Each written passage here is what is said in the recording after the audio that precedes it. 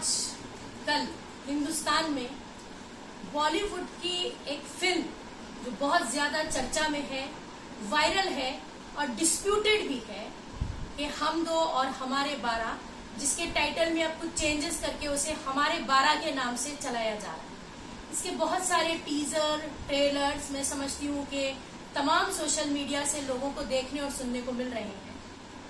तो मुझे ऐसा लगता है कि एक ऐसा इशू है जो हिंदुस्तान में रहने वाले 30 करोड़ लोगों के सेंटीमेंट से जुड़ा हुआ है और इस पे हमें खुलकर बात करनी चाहिए। इस पे खुल के बात करने की एक वजह यह भी है कि इस्लामोफोबिया इन बॉलीवुड, मैं समझती हूँ कि दिन ब दिन ये चीज जो है वो अब बहुत ज्यादा आम होती जा रही है। हमें मालूम है कि 10 साल से एक हेट एजेंडा जो काम कर रहा है हिंदुस्तान में, जिसने पॉलिटिकली हिंदुस्तान को पहले कैप्चर किया और उसके बाद फिर धीरे धीरे तकरीबन सभी इंस्टीट्यूशन जो है वो सैफ्रोनाइज होते चले गए और आज एक माध्यम जिसे हम एंटरटेनमेंट का मानते हैं और एक बहुत बड़ी इंडस्ट्री जिसको हम बॉलीवुड कहते हैं, वो भी इससे नहीं बचा हुआ है। चाहे हम कश्मीर फाइल्स उठा लें, केरला स्टोरी उठा लें, लिपस्टिक अंदर बुर्का उठा ले, या फिर 72 हूरे उठा ले, या फिर हम दो और हमारे 12 को उठा ले। ये वो तमाम फिल्में हैं जो एक पर्टिकुलर कम्युनिटी को, एक पर्टिकुलर आइडेंटिटी को न सिर्फ टारगेट करती हैं बल्कि उन्हें डिफेम करके, उनको ह्यूमिलिएट करके, उनको सप्रेस करने की कोशिश है। वरगलाने और प्रोवोक करने की एक तरीका है कि किस तरीके से ये दिखाया जाए कि ये कम्युनिटी और इनका रिलीजन जो है वो बहुत निगेटिव है, वो बहुत खतरनाक है या खराब है। लेकिन यहाँ हमें समझने की जरूरत है कि इस तरीके का बूस्ट जो ऐसे इंस्टीट्यूशंस को मिल रहा है वो कहीं ना कहीं एक एजेंडा है, एक खराब और गलत प्रोपोगेशन है, बदनाम करने की एक कोशिश है, या फिर हम कह सकते हैं कि एक साजिश है। एक साजिश, एक क्या कहते हैं कि सुलझी प्लान की हुई, सुलझी समझी एक स्ट्रैटेजी बनाई जा रही है। क्योंकि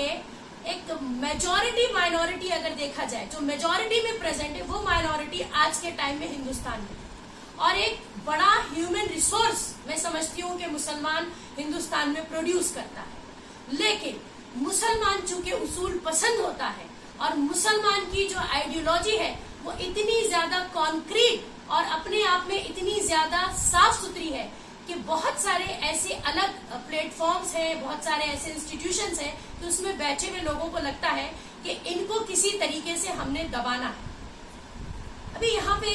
एक सवाल ये उठता है कि अगर एंटरटेनमेंट के माध्यम से या बॉलीवुड भी इस तरीके के एजेंडे को प्रमोट करता है तो क्या ये हमारी अहम जिम्मेदारी नहीं बनती कि हम इसको कॉन्ट्राडिक्ट करें,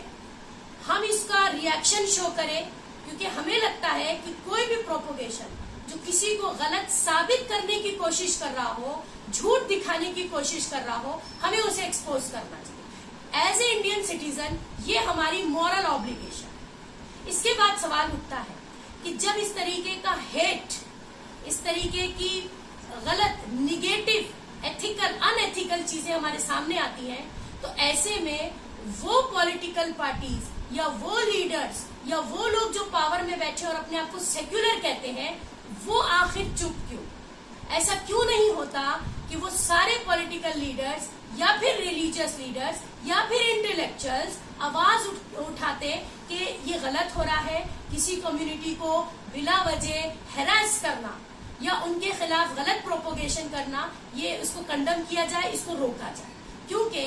मैं मानती हूँ कि ये इंडिया या ये हिंदुस्तान, ये मुल्क मेरा है, मैं इसकी सिटीजन हूँ। ये मेरी एक जिम्मेदारी बनती है कि मैं बात करूँ अपने मुल्क के डेवलपमेंट की, और ये अनएथिकल एक्टिविटीज कहीं ना कहीं हमारे मुल्क के डेवलपमेंट को हैम्पर्ड करती है। इसलिए मेरा एक सवाल यहाँ पर उन तमाम लोगों से है जो पावर में है कि वो अपने पावर का सही इस्तेमाल करते हुए ऐसी चीजों के खिलाफ क्यों आवाज नहीं उठाते। इसको हमें या तो ये समझ लेना चाहिए कि they are also silently agreed with this hate agenda and propagation, one thing. The second important thing is कि वो कॉमन लोग जो पढ़े लिखे हैं,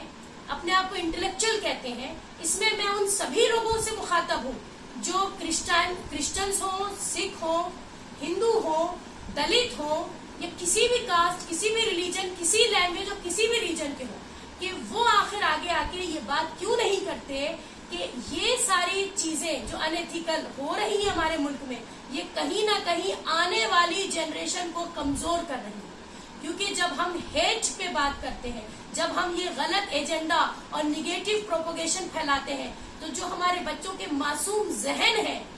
वो सिवाय नफरत के और कुछ भी नहीं सीखते। और उसके बाद ये निगेटिविटी जो आज हम उसमें भर रहे हैं, उनकी पर्सनालिटी डेवलपमेंट को हम रोक रहे हैं। हम अपने मुल्क, अपनी सोसाइटी की प्रोग्रेस को हैम्पर्ड कर रहे हैं। इसलिए आज ये बहुत इंपॉर्टेंट हो गया है कि हम खुल के और बहुत लाउडली इस बात को कंडम करें कि बॉलीवुड जैसा इंस्टीट्यूशन भी, या जिसको एंटरटेनमेंट का माध्यम माना जाता है, वो भी आज बचा हुआ नहीं है। उनको लगता है कि हेट बेचकर भी वो पैसा कमा सकते हैं। यहाँ पर रोक लगना बहुत जरूरी है।